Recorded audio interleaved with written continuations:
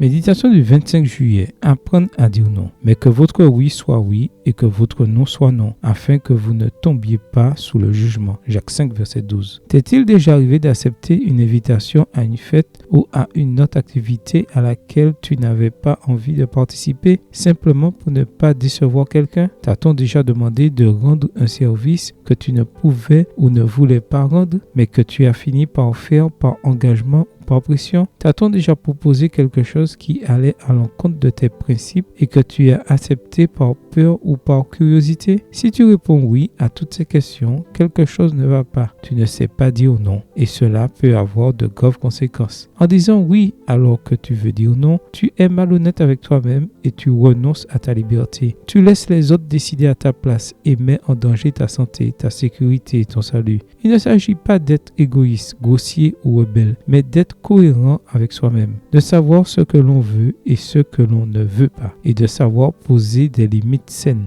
Il s'agit d'avoir son propre jugement, de défendre ses droits et de veiller à son bien-être. Mais tu te dis peut-être, et si en disant non, je perdais des amis, des occasions ou des avantages? Et si en disant non, je restais seul, offensais quelqu'un ou causais un problème? Il est vrai que dire non a un coût. Cela peut entraîner le rejet, la critique ou la souffrance. Mais il y a aussi des avantages. Tu peux gagner le respect, la confiance et l'admiration des autres. Tu peux même mûrir en tant que personne. Et plus important encore, Dieu récompense cette attitude. Car en disant non au péché et au monde, tu dis oui à Jésus et à son royaume.